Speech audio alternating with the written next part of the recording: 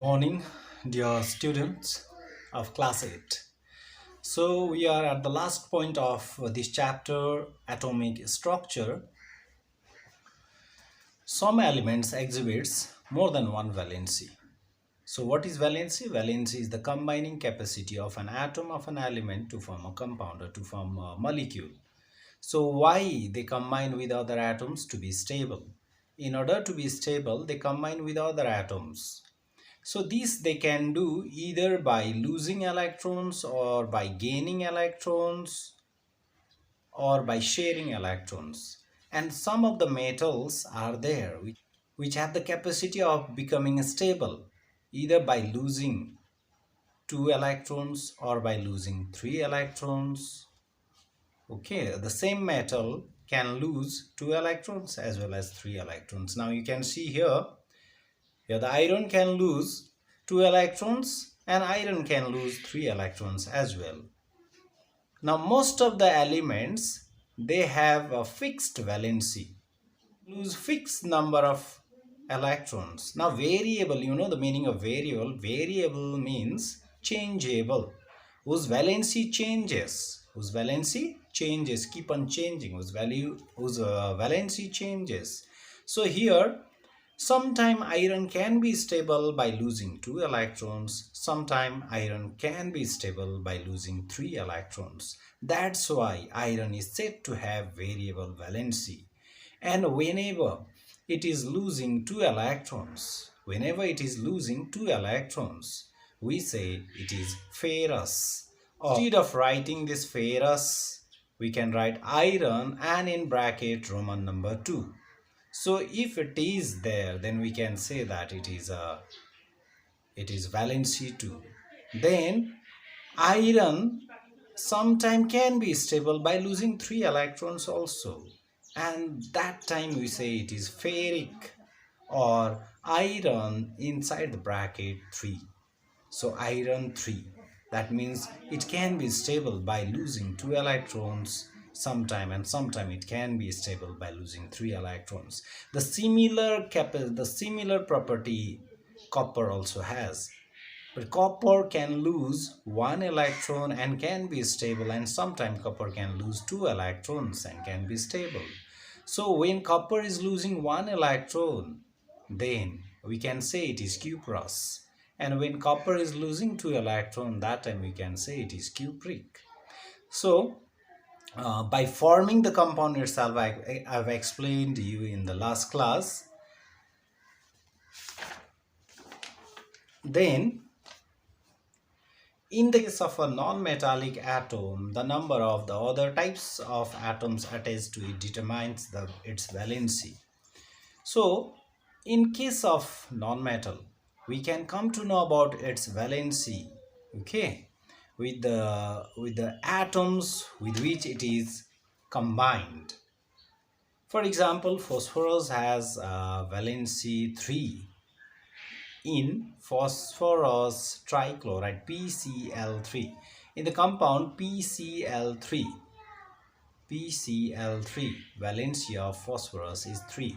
In the compound PCl5 valency of phosphorus is 5. Valency of phosphorus is 5. So we can come to know about the valency of one nonmetal with the number of atoms of another nonmetal. Then that means we can say phosphorus also shows variable valency. Even sulfur also shows variable valency. Sulfur shows 2, 4, 6 and so on. This is already explained. So today I'm going to explain you radicals. Now, radicals. So what is a radical? A radical is an atom of an element or a group of atoms of different elements that behave as a single unit with a positive or negative charge on it. Is an atom, it can be atom. Say for example, Cl minus is a radical, chloride ion.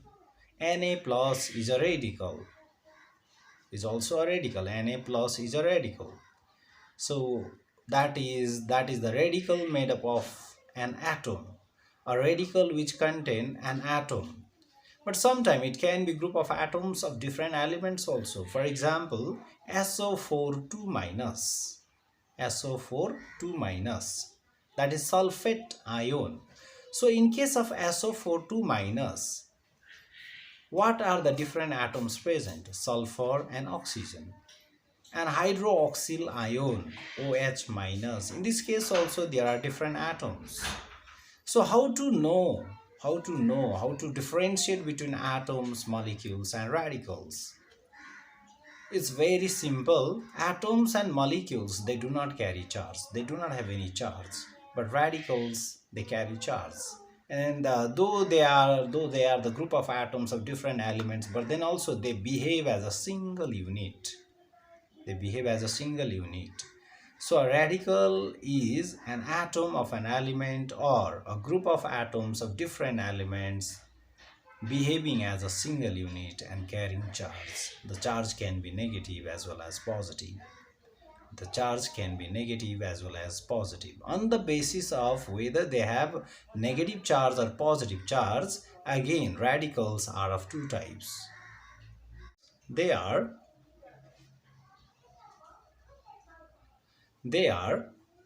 positively charged radicals and negatively charged radicals. So these positively charged radicals are called basic radicals. So what do we call positively charged radicals? Positively charged radicals are called basic radicals, such as Na plus, NH4 plus, etc. So here Na plus is a radical of an atom of an element because it contains only one atom. And in case of NH4 plus, it is group of atoms of different elements. Since they carry positive charge, so we can say it is a basic radicals. Positively charged radicals are called basic radicals, and similarly negatively charged radicals are called acid radicals. Negatively charged radicals, you can see here in this case here in NO3 there is a minus charge and Cl there is minus charge, so they are negatively charged radicals and are called acid radicals. So NO3 minus, Cl minus are negatively charged radicals and are called acid radicals. And on the basis of this we can even say basic radicals are cations and acid radicals are anions. So basic radicals are positively charged radicals, and we know that positively charged radicals are also called cations, and acid radicals are negatively charged radicals, and negatively charged radicals are also called anions. And some of the examples of radicals are given here. You can see here ammonium radical NH4 plus. So what it is? NH4 plus. Is it cation or anion? Yes, it is cation. It has positive charge. Nitrate NO3 minus. It is a acid radical. Nitrite is also acid radical. Mind you, my dear children, you have to learn this.